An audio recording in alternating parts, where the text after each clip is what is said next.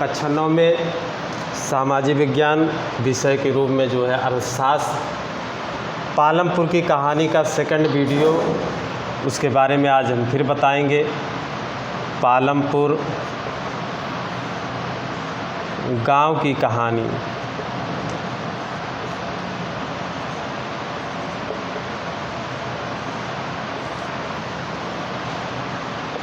कक्षा 9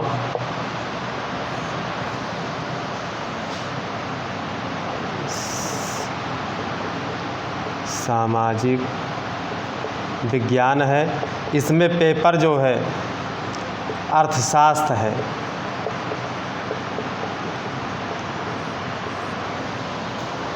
एक दिन हमने बताया था पालमपुर गांव की कहानी। बच्चों, यह जो कहानी है यह एक काल्पनिक कहानी है, ये वास्तविक कहानी नहीं है। जो राइटर है इसमें ये बताने का प्रयास किया है कि उस पालमपुर गांव में जो भी नई चीज़ें हैं वो लगभग सब जो है उपस्थित हैं। बिजली, पानी, नलकूप इत्यादि सारी व्यवस्थाएं हैं। इसमें छोटी छोटी कहानियां भी हैं। उस कहानी के माध्यम से जो है यह बताने का प्रयास किया है राइटर कि किस तरीके से जो है उत्पादन प्रभावित होता है। यदि हम अच्छे तकनीकों का प्रयोग करेंगे तो निश्चित रूप से जो है उत्पादन अधिक जो है होगा। और यदि जो है पुरानी हम परंपराओं को जो है जिस हिसाब से खेती जो है पारंपरिक रूप से होती चली आ रही है, यदि हम उसका प्रयोग करेंगे तो कितना उत्पादन होगा, और यदि हम नए तरीके से खेती करेंगे तो उसका क्या फ़ायदा होगा। बच्चों, पालमपुर में जो है जो पालमपुर गांव की कहानी है इसमें 450 परिवार के लोग हैं। 450 परिवार में 150 ऐसे लोग हैं जिनके पास जो है खेती के लिए भूमि नहीं है। उस दिन हमने बताया था कि 150 लोग जो है इनके पास भूमि नहीं है, और 240 परिवार ऐसे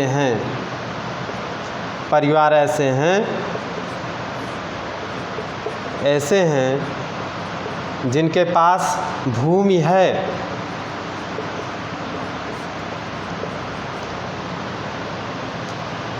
60 परिवार ऐसे हैं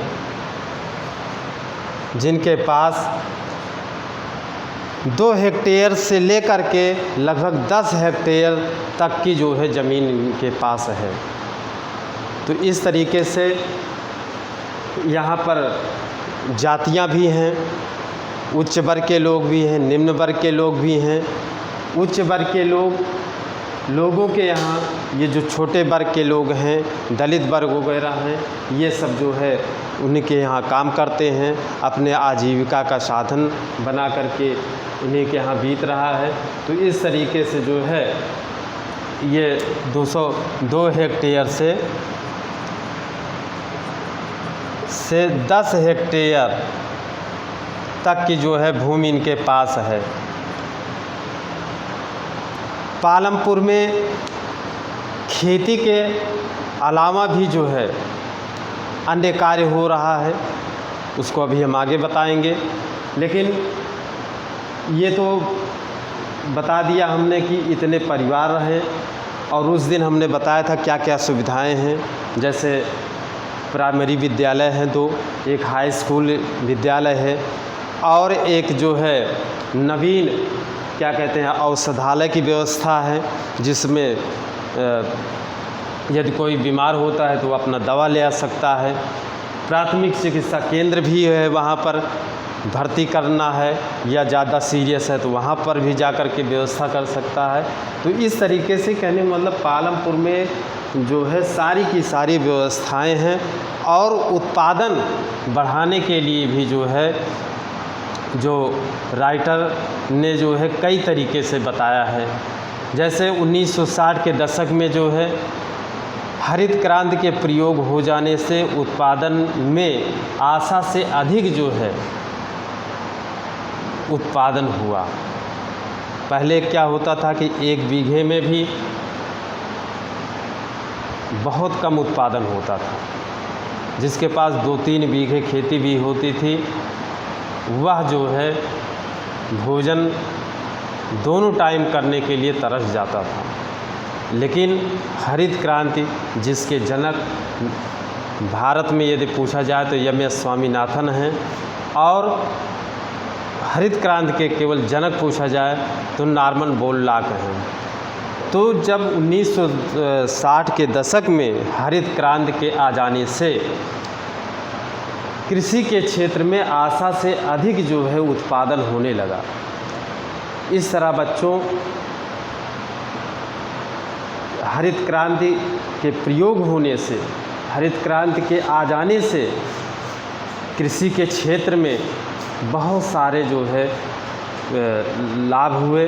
जैसे कृषि यंत्र, जुताई के क्षेत्र में, बुआई के क्षेत्र में और कटाई के क्षेत्र में, और नई तकनीक के प्रयोग में जैसे रासायनिक उर्वरक हैं, इन सब के प्रयोग हो जाने से बहुत ज़्यादा प्रयोग हुआ। यहाँ पालमपुर की गांव की कहानी में भी जो राइटर है ये दिखाने का प्रयास किया है कि उत्पादन 1960 के दशक के बाद बहुत ज़्यादा होने लगा। अब ये भी पालमपुर में बताया गया है कि एक ही ज़मीन पर जो है, एक ही भूमि पर किस तरीके से जो है उत्पादन बढ़ाया जा सकता है, जिसे फसल चक्र कहा जाता है। फसल चक्र क्या है? फसल कहने का मतलब ये होता है कि एक ही ज़मीन पर यदि आप बार बार कोई फसल लेंगे तो निश्चित रूप से उस भूमि की उत्पादन क्षमता कमज़ोर हो जाएगी। यदि हम फसल चक्र के माध्यम से उसका प्रयोग करके एक फसल लेने के बाद दूसरी फसल उसमें उगा लेंगे, दूसरी के बाद तीसरी फसल, कहने का मतलब जो है फसलों को चक्राकार में जो है, जिस उसमें गेहूं बोए हैं तो उसमें धान लगा दें, धान के बाद फिर चेंज कर दें दूसरा। इस क्रमबद्ध तरीके से जो है एक ही खेती, एक ही प्रकार की जो खेती है उसको ना करें।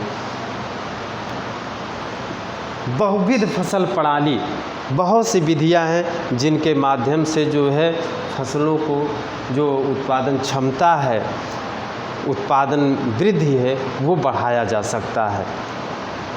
और हम उस दिन ये भी बताए थे बच्चों कि उत्पादन में जो है उत्पादन बढ़ेगा कैसे। सबसे बड़ी चीज़ तो कुछ संसाधन होने चाहिए, और संसाधन नहीं है तो बेकार है।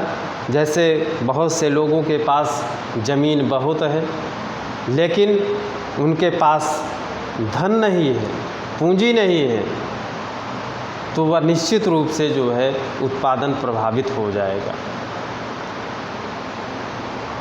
उत्पादन के लिए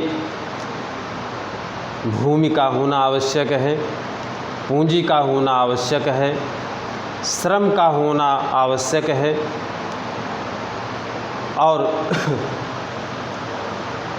जो इसके अंतर्गत कृषि यंत्र और संसाधन हैं, इन सब का होना बहुत आवश्यक है। अगर ये सारी व्यवस्था हैं तो निश्चित रूप से जो है ये उत्पादन जो है आपका वृद्धि हो जाएगा। यदि संसाधन इनमें से भूमि वगैरह भी है, पूंजी भी है, अगर श्रम नहीं है, मज़दूर नहीं मिल रहे हैं या स्वयं मेहनती नहीं हैं, तो निश्चित रूप से उत्पादन प्रभावित होगा। ये पालमपुर में स्पष्ट रूप से दिखाया गया है। इसमें बच्चों एक छोटी सी कहानी आती है, सविता और तेजपाल की कहानी आती है। सविता एक बहुत गरीब घर की लड़की है। वह खेती करना चाहती है लेकिन उसके पास पूंजी का अभाव है। साइट में बता दे रहे हैं बच्चों, आप किताब में दिया गया है सविता और तेजपाल की कहानी, किताब में दिया गया, उसको पढ़िएगा। सविता के पास पूंजी नहीं है, ज़मीन है लेकिन जो है पूंजी नहीं है। तेजपाल सिंह के यहाँ जा कर के, साहूकार हैं, उनके यहाँ जा कर के 3,000 रुपये 24%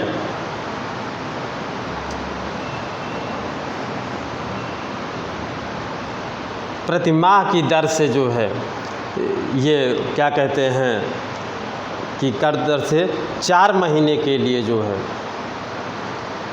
पैसा उधार मांगती है। तेजपाल सिंह तैयार भी हो जाते हैं कि ठीक है, हम आपको जो है 4 महीने के लिए 24% के हिसाब से आपको हम 3,000 रुपये देंगे। यही नहीं, उसने और भी शर्त लगा दिया कि 35 रुपये के जो है 35 रुपये की दर से हम आपको जो है आपने यहाँ मज़दूर के रूप में रखेंगे जब तक कि आप पैसा नहीं रिटर्न कर देते हैं। क्या बच्चों, अगर यही पैसा बैंक से लिया गया होता तो निश्चित रूप से उसका ब्याज रेट बहुत कम आता, लेकिन अगर साहूकार के यहाँ से लेंगे, किसी व्यक्ति पर्सनल के यहाँ से ले लेंगे तो निश्चित रूप से उसका ब्याज दर जो है अधिक होगा। सविता ने लिया और 4 महीने तक तेजपाल सिंह के यहाँ काम भी किया, 35 रुपये की दर से हिसाब से। पालमपुर के गांव की जो कहानी है उसमें ये भी दिखाया गया है बच्चों कि बहुत से लोग निर्धन भी हैं, सब अमीर ही नहीं है। तेजपाल जैसे अमीर हैं और सविता जो है एक गरीब घर की बेटी है या बहू है, ये जो है उसके पास पूंजी नहीं है, तो किस तरीके से वहाँ उसको परेशानी का सामना करना। बच्चों शार्ट में ही बता रहे हैं, बहुत डीपली नहीं बता रहे हैं, चूँकि आपके पास किताब है, NCERT की किताब है और उस कहानी है, इसमें ज़्यादा समझाने की ज़रूरत नहीं है। इसको आप एक बार पढ़ लेंगे या सुन लेंगे तो आपके दिमाग में कहानी की रूपरेखा बैठ जाएगी कि सर जो बता रहे हैं पालमपुर गांव की कहानी के बारे में, इसमें कृषि के बारे में दिया गया है, उत्पादन के बारे में बताया है लेखक कि किस तरीके से कृषि कार्य हो रहा है, किस तरीके से उत्पादन हो रहा है पालमपुर में। पालमपुर में जो लेखक ने बताया है केवल कृषि कार्य तक ही नहीं सीमित है, कृषि से ही संबंधित या अन्य जो है अन्य कार्य भी, जिसे आप गैर कृषि कार्य क्रियाएं कह सकते हैं। जैसे बच्चों पशुपालन है, बहुत से लोग पालमपुर में दूध की डेयरी खोल रखे हैं, उससे भी तो उत्पादन हो रहा है, दूध का उत्पादन कर रहे हैं। पत्तल बनाने की मशीन लगा ली है, छोटे व्यापारी सब्जी का कार्य कर रहे हैं। बहुत से लोग जो है मैकेनिकल का काम कर रहे हैं। तो ये पालमपुर में अन्य गैर कृषि क्रियाएं भी हो रही हैं। ऐसा नहीं है कि सब लोग पालमपुर में कृषि कार्य ही कर रहे हैं। जो अन्य लोग हैं वह लोग जो है गैर कृषि कार्य भी कर रहे हैं। और बच्चों पशुपालन और कृषि का तो अटूट संबंध है। जिनके पास कृषि है और साथ में पशुओं को भी पाल रखे हैं तो बहुत अच्छा कॉम्बिनेशन होता है, एक दूसरे का बहुत गहरा संबंध होता है। उस व्यापार में जो है एक चांद की जगह 4 चांद लग जाता है।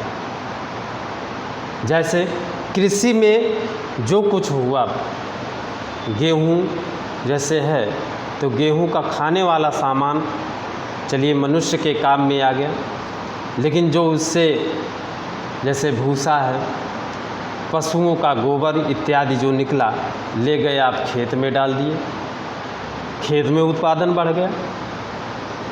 कहने का मतलब जो खेत में उत्पादन हो रहा है उसको घर लाइए और घर से जो उत्पादन हो रहा है उसको खेत में डालिए। तो इस तरह एक दूसरे के दोनों पूरक हैं, कृषि और पशुपालन। पालमपुर में लगभग 80% लोग जो है कृषि कार्य कर रहे हैं।